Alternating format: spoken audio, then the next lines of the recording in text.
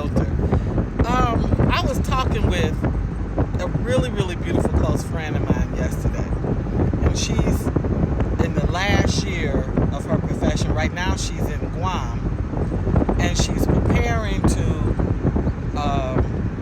move. Like, she's coming up with her retirement plan. So she wanted to know if she were to move to Ghana, where's some good options for her? Just like kind of communities, what would be a good match, just to have an idea. Because she's interested in Ghana, she's interested in Japan, and she's interested in Thailand. So just by the fact that I'm sharing this with you, you know that she's a well-traveled, intelligent, independent thinker, and a liberated woman. You know that by what I'm describing to you. So I gave her some communities that might match her spirit. You know, because she's very cosmopolitan. You know, she's somebody that would like to go and have a nice warm cup of coffee and chat with a friend and possibly go catch a movie and maybe hit a bookstore. And so, but she's not somebody that needs to be necessarily in the crowd. And of course, you know, there are pockets, there's sweet spots all through Ghana as entrepreneurs and business-minded people set up different type of space. But the main talk I had with her was about recognizing the prototype of woman she is. You know, because here you have a well-traveled, intelligent, financially independent woman moving to a male-centered nation where that prototype of woman is not the standard. And that by itself brings on a particular type of vulnerability, okay? Because she said, you know, well, is it safe? I said, oh yeah, Ghana's safe. But there's safe and there's safe, okay? I said, you're coming as a different prototype of woman, living by yourself in some space. Every single man, you're an American, even though you've been other places, everybody's going to be trying to get your attention. Everybody, you know, you can't really trust anybody. The milkman, the mailman, the driver, the landlord, nobody. Because there's a push where 95% of them want to travel out.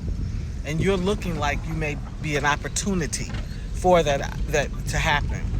And so here's this prototype, living by itself. And I said, so you have to show me where the average Ghanaian woman has saved her money and traveled and moved into a home by herself and is living alone by herself.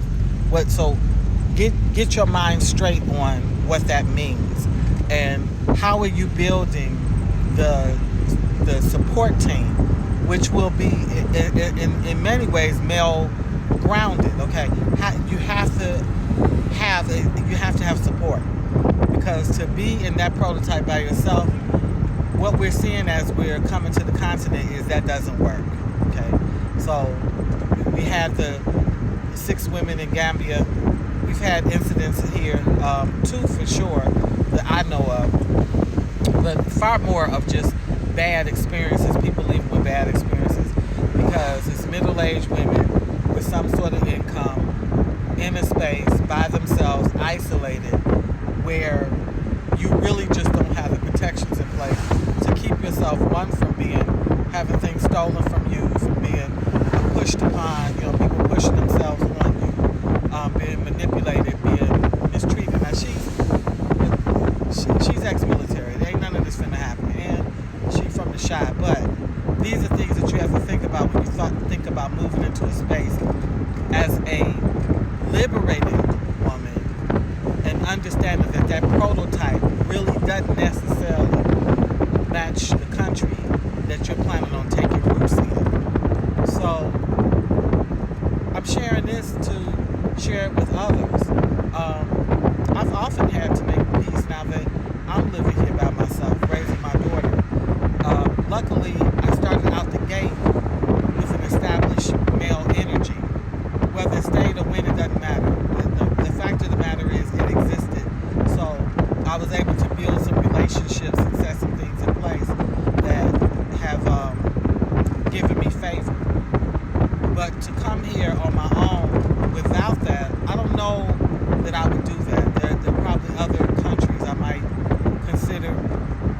it wouldn't be so shocking, or it wouldn't make me so sort of just like a setting duck, like, so vulnerable.